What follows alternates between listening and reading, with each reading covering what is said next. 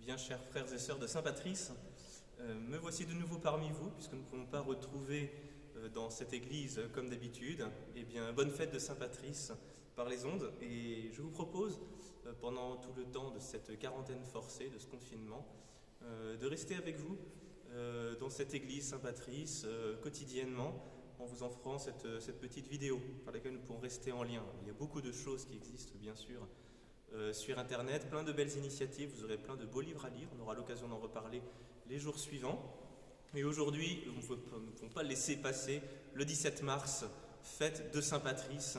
Et ici, aujourd'hui, tout à l'heure, ce soir, je célébrerai la Sainte Messe à toutes vos intentions.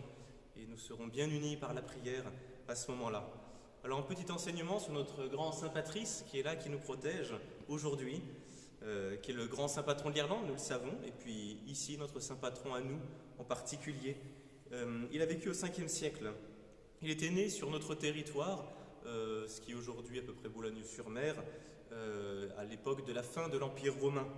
Il a été enlevé à 16 ans par les pirates celtes et emmené en Irlande. Voilà ce qu'il dira de cette épreuve qui lui est arrivée dans sa jeunesse, à 16 ans.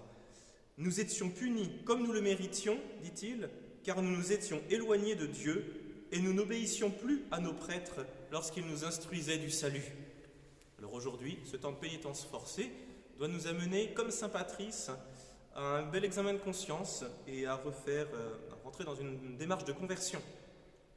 Alors saint Patrice, ensuite, a réussi à s'échapper, il est revenu dans ce qui est notre territoire aujourd'hui de la France.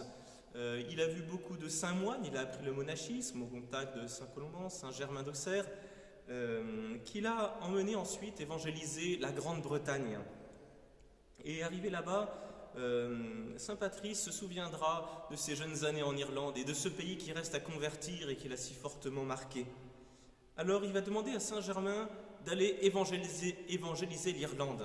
Saint Germain, en bon fils de l'Église, va lui conseiller d'aller voir à Rome pour demander la bénédiction du pape. Et muni de cette bénédiction, saint Germain, qui aurait été sacré entre-temps évêque, va débarquer sur le sol irlandais. Et première chose qu'il va faire, c'est qu'il va demander à assister à l'assemblée générale des chefs et des guerriers de la nation.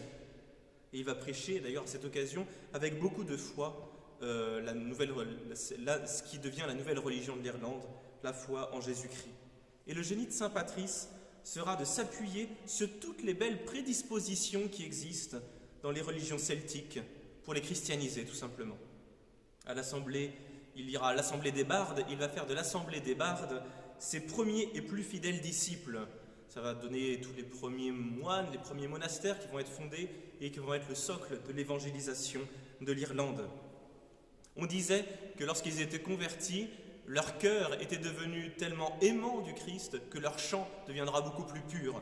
Et ce qu'on dira, c'est que les anges de Dieu se penchaient au bord du ciel pour les écouter.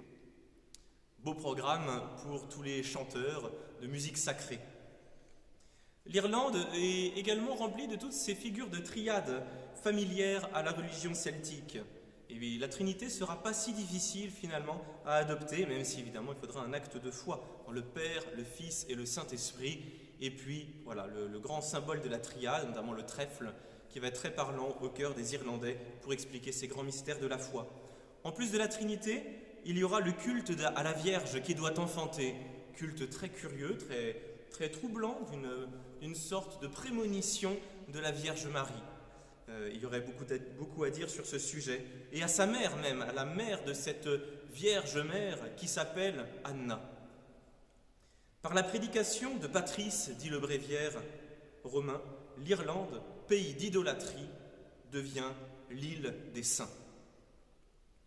Et pour conclure, je vous propose que nous récitions ensemble la Lorica de saint Patrice.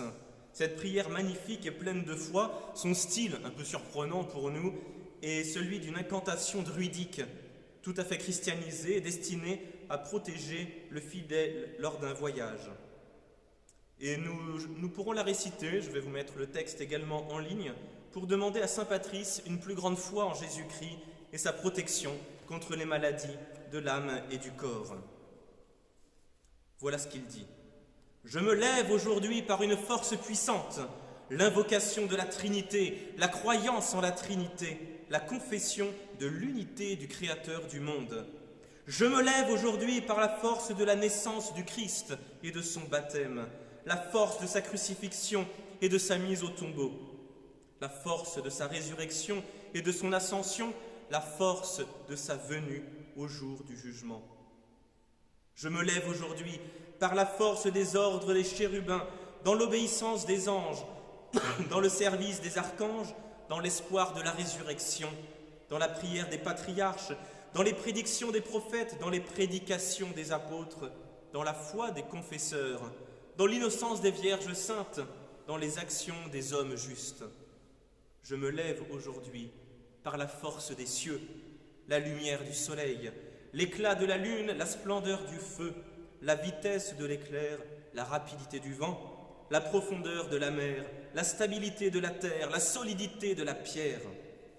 Je me lève aujourd'hui par la force de Dieu pour me diriger, la puissance de Dieu pour me soutenir, la sagesse de Dieu pour me conduire, l'œil de Dieu pour regarder devant moi, l'oreille de Dieu pour m'entendre, la parole de Dieu pour parler pour moi, la main de Dieu pour me garder, le chemin de Dieu pour me précéder, le bouclier de Dieu pour me protéger, l'armée de Dieu pour me sauver des filets des démons, des séductions, des vices, des inclinations de la nature, de tous les hommes qui me veulent du mal, de près ou de loin, dans la solitude et dans une multitude. J'appelle aujourd'hui toutes ces forces en moi et contre le mal, contre toute force cruelle et impitoyable qui attaque mon corps et mon âme, contre les incantations des faux prophètes, contre les lois noires du paganisme, contre les lois fausses des hérétiques, contre la puissance de l'idolâtrie, contre les charmes des sorciers, contre toute science qui souille le corps et l'âme de l'homme. Que le Christ me protège aujourd'hui contre le poison, contre le feu, contre la noyade, contre les blessures, afin que la récompense vienne à moi en abondance. Le Christ avec moi, le Christ devant moi, le Christ derrière moi, le Christ en moi, le Christ au-dessus de moi, le Christ en dessous de moi, le Christ à ma droite, le Christ à ma gauche, le Christ dans la largeur, le Christ dans la longueur, le Christ dans la hauteur, le Christ quand je suis étendu, le Christ lorsque je m'assieds, le Christ dans le cœur de tout homme qui pense à moi, le Christ dans tout œil qui me voit, le Christ dans toute oreille qui m'écoute. Je me lève aujourd'hui par une force puissante, l'invocation de la Trinité, la croyance en la Trinité, la confession de l'unité du Créateur du monde. Le salut vient du Seigneur, le salut vient du Christ. Que votre salut, Seigneur, soit toujours avec nous. Amen.